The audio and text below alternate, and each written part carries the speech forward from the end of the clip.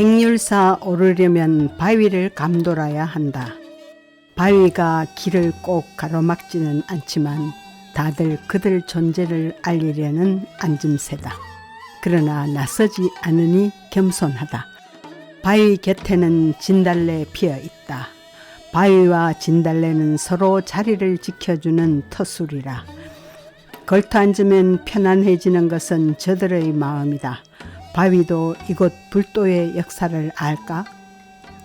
저 아래 굴불사 사면 석불이 보인다. 사람들이 새벽부터 기도 드리는 곳이다.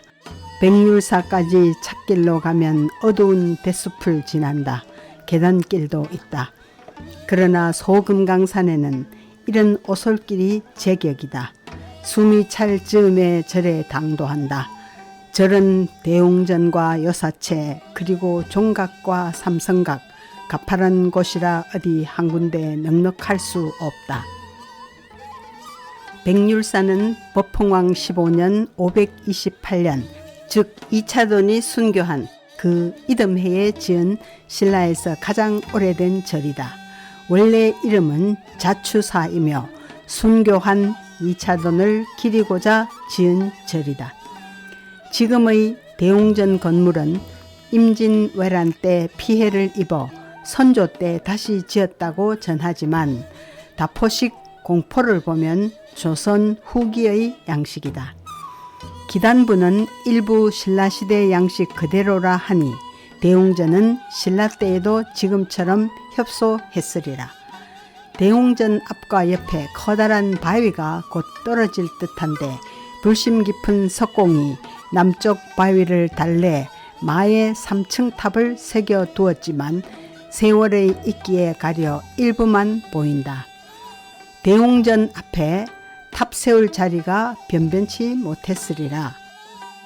대웅전 서쪽 지금 요사체와 종각 자리에 일제 강점기까지 소루 혹은 봉서루라는 누각이 있었다. 옛 사진을 보면 2층 누각으로 거기서 경주시가 훤하게 보였다. 이 절의 대비관음이 아주 영검이 있었다. 이 대비관음상에서 신이 한 일들이 많았다. 효소왕 2년 693년의 일이다.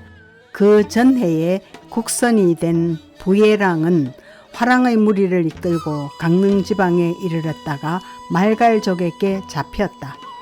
함께 간 무리는 당황하여 돌아갔으나 안상만이 그를 뒤쫓았다.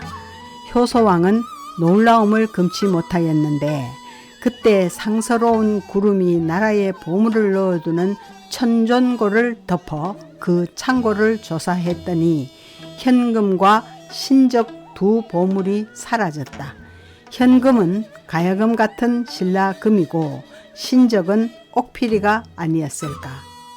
부예랑의 부모가 그 관음상 앞에서 여러 날 기도를 드렸다. 어느 날 난데없이 향나무 탁자 위에 그 현금과 신적이 나타나 있었고 부예랑과 안상 두 사람도 불상 뒤에 와 있었다. 부예랑은 말갈족에게 잡혀가 말을 먹이는 일을 하고 있었는데 한 단정한 승려가 손에 현금과 신적을 가지고 와서 그를 따르라 하였다. 해변에 이르러선 안상을 만났다. 승려는 신적을 둘로 쪼개 부예랑과 안상에게 하나씩 타게 하고 자기는 현금을 타고 하늘을 날아서 잠깐만에 백률사에 왔다. 부예랑이 현금과 신적을 왕에게 바치고 이 사실을 아뢰니 왕은 백률사에 금과 은으로 만든 그릇과 만압가사 즉 누빈가사를 바쳐 부처님의 은덕에 보답했다. 또 여기엔 백률사 금동약사열의 입상이 있었다. 8세기 말에서 9세기 초에 제작된 이 약사열의 입상은 원래 이곳에 있었으나 1927년 이차돈 순교비와 함께 경주 박물관으로 옮겨져 있다. 금동 약사열의 입상은 신라시대의 몇 안 되는 금동불이다. 옷주름이 도식적이라고들 하지만 온화한 얼굴과 긴 소매자락에서 고전적인 팔등신의 아름다움이 보이지 않는가. 이차돈 순교비는 법흥왕 14년 527년에 불교 공인을 위해 순교한 이차돈의 정신을 기리는 비이다. 화강암을 육각형 기둥처럼 만든 이것은 높이는 106cm이고 각 면의 너비는 29cm이다. 석당 위에 둥근 촉이 있는 것으로 보아 옥계석을 덮었으리라. 육각면 중 일면에 이차돈이 순교하는 모습을 조각하였다. 물결 무늬는 땅이 흔들리는 모습이다. 하늘에서 꽃비가 내리는데 목에서 피가 하늘로 솟구치는 장면을 역동적으로 표현했다. 나머지 5면에는 격자 형태로 구획하여 그 안에 글자를 새겨 넣었는데 마멸이 심하여 절반 정도만 판독이 가능하다. 판독이 가능한 부분의 내용만 간추려 보자. 이 비는 제41대 헌덕왕 10년 818년 8월 10일에 세워졌다. 법흥왕이 불법을 일으키려고 하자 대부분의 신료들은 동조하지 않았다. 오직 염촉만 왕의 뜻을 받들고자 하였다. 염촉이 곧 이차돈이다. 염촉은 성은 박씨이고 당시 26의 나이에 왕의 수석 비서관 직책을 맡고 있었다. 염촉은 고의로 절을 지으라는 어명이 있었다는 말을 하여 스스로 죄를 만든 다음 이것을 이유로 자신의 목을 베라고 하였다. 그러면 신하와 백성이 왕의 뜻을 따를 것이라고 하였다. 왕이 만류하였으나 결국 염촉의 뜻을 저버릴 수 없었다.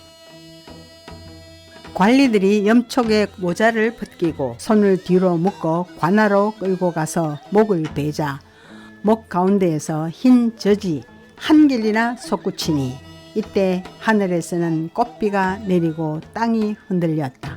사람들이 서글프게 울었고 동요하며 불안해하였다. 길에는 곡소리가 이어졌다. 여기까지가 판독할 수 있는 비문의 내용이다.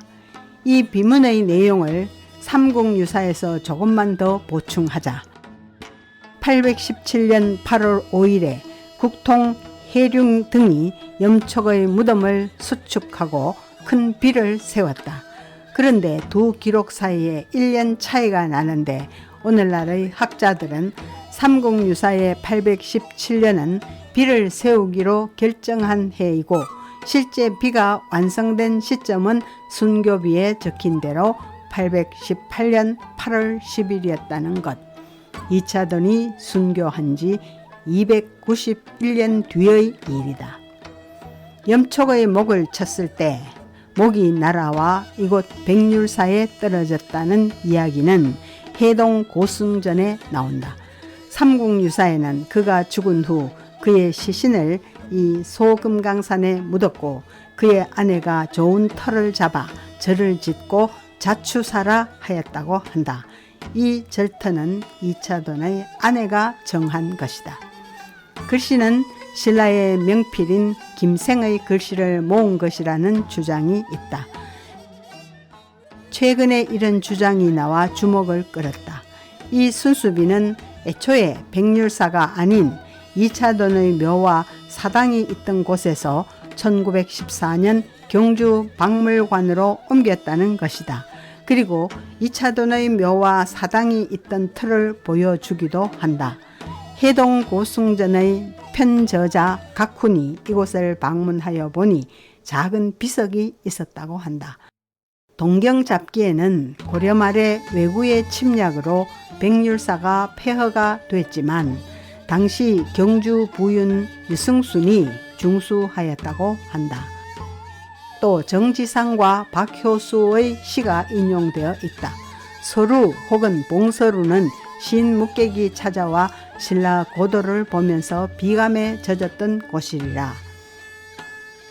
정지상은 백률사라는 시에서 우뚝 솟은 황금빛 사찰을 언급하였는데 아마도 황룡사의 구층탑이었으리라. 박효수는 시에서 서루에 올라 멀리 둘러보니 처마와 기둥은 날아 춤추는 듯 남쪽 트인 곳에 인가가 조밀하여 문물은 신라의 애땅일세. 금찰이 인가 사이에 섞여 있어 아마도 19은 되는 듯. 본당에는 백이 관음이 있어 묘한 조화가 비할 데 없다네. 검은고와 옥피리로 바다를 건넜다는 지난 일의 기록이 벽 뒤에 가득 쓰여 있네.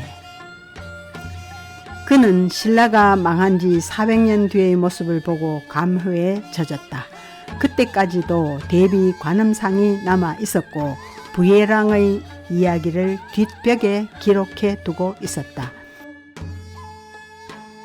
이 절 근처 금강산 정상에서 가까운 지점에 마의 삼존 좌상이 있다. 너무 마멸되어 있어 안타깝다.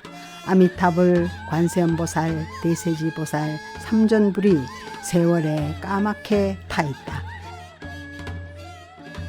지금 백률산은 초라한 모습이다.